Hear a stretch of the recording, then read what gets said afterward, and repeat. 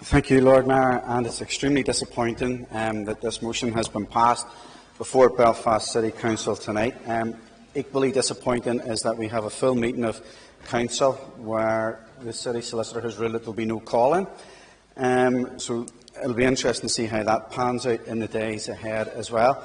One of the things, though, that I am equally disappointed about has been the tone of the whole Palestinian debate in Belfast City Hall from it started. Because one of the things that I can do is, I can say I have empathy with people who suffer.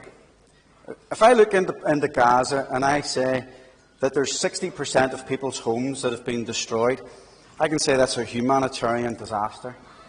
If I look into Gaza and say that there's been 78% of hospitals and first aid areas that have been destroyed, I can say that that's a humanitarian disaster. And unfortunately, we're still harping back to the October the 7th attacks and still waiting on criticism of what happened in the atrocities committed by Hamas on that day, when the tweet was "Victory to the Palestinian Revolution." And we still have no empathy and we still have no sympathy. And it's a black mark upon this City Hall when we think back to those days. When you remember that it was 3 weeks after October the 7th before Israel retaliated, 3 weeks before Israel retaliated, when we were asked to fly or to put the colours of Belfast City Hall into the colours of Israel in solidarity with those who were massacred. And how were they massacred? I spoke with them. I met them. There was women raped multiple times, stripped naked, that their breasts cut off while they were still alive, and their breasts were thrown onto the street. I visited a village where a quarter of the people were taken hostage or killed, where they took grandparents and FaceTimed their families so they could cut them to pieces in front of their family. I stood in the ashes of Nahal Oz station where 17 wee girls were burnt to death. And I think of the conglomerate of Republicans and the Alliance Party in this hall back then that couldn't find balance. They couldn't say, we stand for human decency and all things that are good. And instead, I'll take a point in a wee minute. Let me go on and I'll take a point. And instead what they said was we should have a neutral ground. We should put the colours of Belfast City Council in white because we don't want to offend. There was a time, as much as even I think they've done it poorly, Alliance tried to stand in that middle road, and undoubtedly now they're in camps. And they're in camps siding with Hamas. And if this had been a sincere attempt to fly a flag on this City Hall for solidarity with people who are in pain and suffering, I would have believed it. But what we see is victory to the Palestinian resistance on October the 7th without apology, and the massacre of the innocents, and the butchering of the children, and there's no balance, and there's no proportion within Belfast City Council.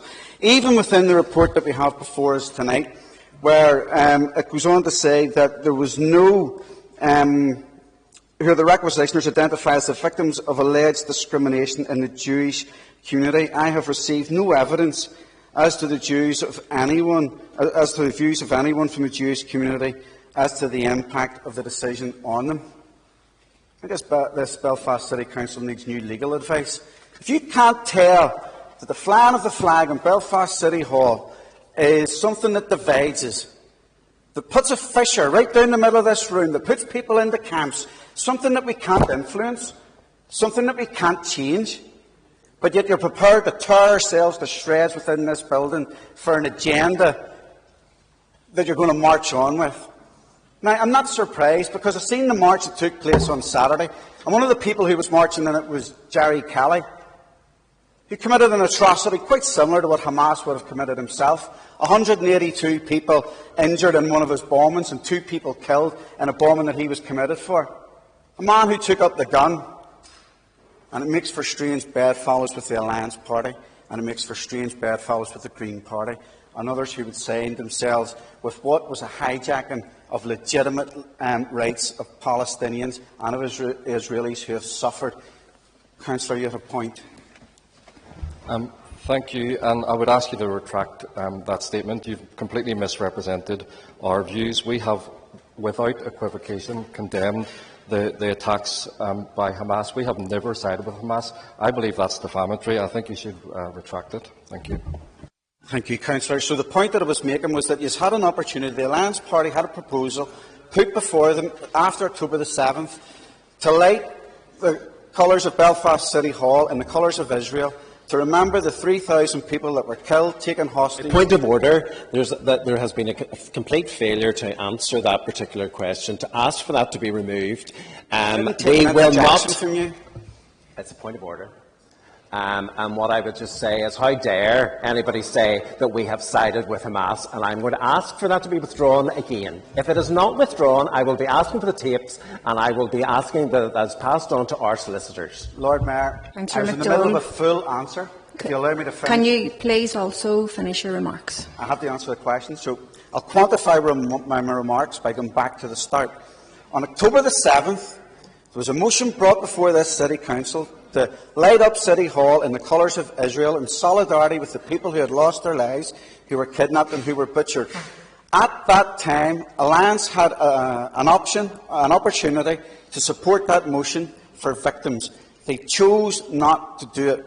And yet, on this occasion, they have jumped into a camp in solidarity with Palestine. That is a clarification of my remarks. If you're happy with that, that's a matter of fact. Time's up.